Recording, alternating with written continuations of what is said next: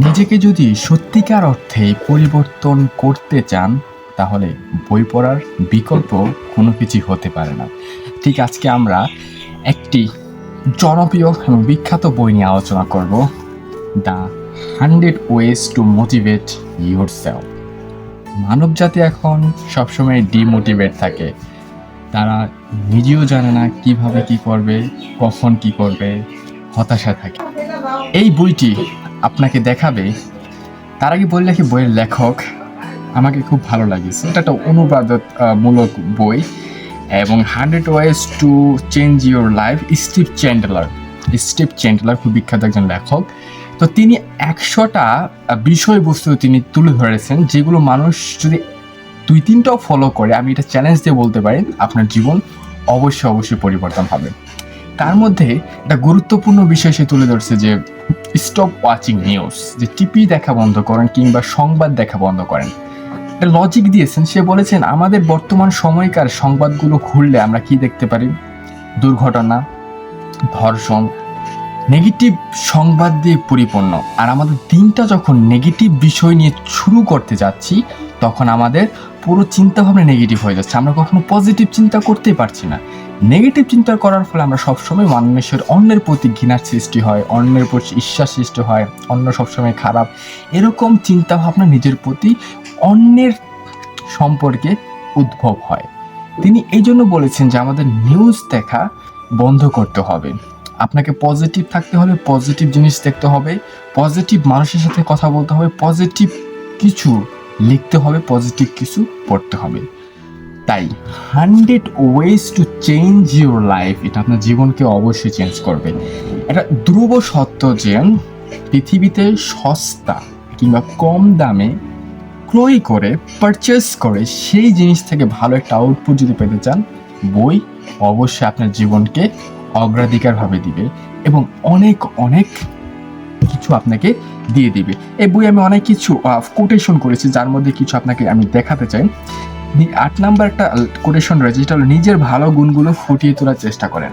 দেখেন, নিজের ভালো গুণগুলো ফুটিয়ে তোলার চেষ্টা করেন। একটা বিষয় বলি, আমরা নিজের যে ভালো গুণগুলো কি রয়েছে, আমরা কি করতে পারি, সেই জিনিসগুলো ফুটিয়ে তুলতে পারি না, মানে আমরা নিজেদেরকে প্রচার করি না। বড় কারণটা কি? যে আমাদের মধ্যে অনেকের শাইনেস রয়েছে, যে আসলে আমি একটা জিনিস পারি, ইংরেজিতে কথা বলতে পারি, আমি আমার ভিডিওগুলো পোস্ট করব, তো মানুষ দেখে হাসাহাসি করবে, কি হয় নাই ক্রিটিসাইজ করবে, এই বিষয়গুলো নিয়ে আমরা পিছিয়ে পড়ি। তো তিনি জিনিসটা বলছেন, আপনার যে ভালো গুণগুলো রয়েছে সেগুলো আপনার উপস্থাপন করা দরকার, মানুষকে জানানো দরকার। এখানে আরেকটা কথা বলছে যে সুযোগ হচ্ছে জীবনের সোনার খনি। তো দেখতে পাচ্ছেন অবশ্যই এখানে হেডলাইন করা, আমি ওকে, সুযোগ হচ্ছে জীবনের সোনার খনি। আমাদের কাছে সবসময় সুযোগ আসবে না, কিছু সময় সুযোগ আসবে এবং সেই সুযোগগুলোকে আপনাকে অবশ্যই সঠিকভাবে কাজে লাগাতে হবে। আর সঠিকভাবে কাজে আপনি কিভাবে লাগাবেন, সেই জন্য আপনাকে নলেজ প্রয়োজন, বই পড়া প্রয়োজন, যেখান থেকে আপনি আপনার সেরা নলেজগুলো গেদার করতে পারবেন।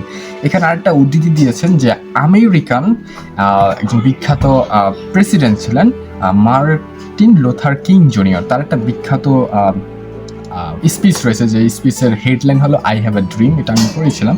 তো মার্টিন লুথার কিং এর অন্য একটা উদ্ধৃতি নিয়ে আসছে, সেটা আপনাদের থেকে যে বলা হয়েছে যে নিজে যে কাজ পারেন সেই কাজে দক্ষ হয়ে উঠুন। আপনি যদি একজন সুইপারও হয়ে থাকে তবে সেখানে নিজের সেরাটা দেন।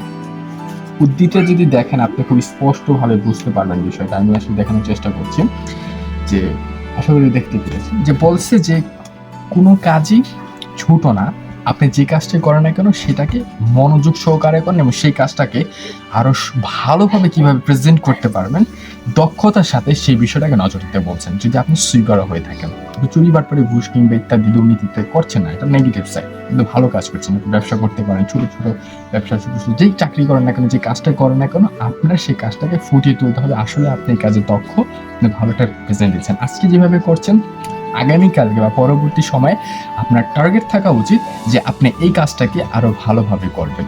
তো এরকম আরও অনেক উদ্ধৃতি রয়েছে। বইটা আমি বেশ ভালোভাবে পড়েছি বেশ কয়েকদিনে। বইটা আমার কাছে খুবই ভালো লেগেছে এবং অনেক কিছু আমি জানতে পেরেছি বই এইটা পড়ার মাধ্যমে, যেগুলো আমি ইতিমধ্যে নিজের মাধ্যমে অ্যাপ্লাই করে ফেলেছি। তো সব বিষয় তো আসলে একটা ভিডিও ইত্যাদি তুলে ধরা যায় না, একটা বইয়ের জাস্ট হাইলাইটটা বলা যায়। এবং পুরো বিষয়টা জানতে হলে আপনাকে অবশ্যই এই বইটা পড়া উচিত, আমি রেকমেন্ডেশন করি। যদি আপনি নিজেকে মোটিভেশন করতে চান, নিজেকে এক ধাপ এগিয়ে নিতে চান, নিজেকে নতুন কোনো কিছুতে সৃষ্টি করে নতুন কোনো উদ্ভাবন করতে চান, এটা কোনো রিকমেন্ডেশন না, এটা কোনো প্রচার করা স্পন্সর কোনো কিছুই না। এটা আপনি যে কোনো বই অনুবাদও কিনতে পারেন, ইংরেজি পড়তে পারেন বেশ ভালো, তাহলে ইংরেজি বইটা পড়া সবচেয়ে ভালো হবে আমার মতে মনে করি। আর যে ইংরেজি না পারেন কোনো অসুবিধা নেই, বাংলা অনেক লেখকের রয়েছে যে ভালো, একটু বইটা দেখেন, একটু ডিসকভার করে আপনার বইটা পড়া উচিত। এই বইটা বেশিক্ষণ লাগবে না। এই বইটার সবচেয়ে মজার বিষয় হলো কি, এখানে 100টা উদ্ধৃতি, বইয়ের পৃষ্ঠা রয়েছে 160টার মতন, এবং হাফ পেজ কিংবা 1 পেজ কিংবা 1.5 পেজ 2 পেজে একটা করে উদ্ধৃতি শেষ করা হয়েছে, যার ফলে আপনি আপনার কম সময়ে 2-3টা উদ্ধৃতি পড়ে ফেলতে পারেন। তো লং টার্ম না, একটা উপন্যাস না, যে এক শুরু থেকে শেষ পর্যন্ত না পড়লে বা ব্রেক দিলে আপনি জিনিসটা বুঝতে পারবেন না।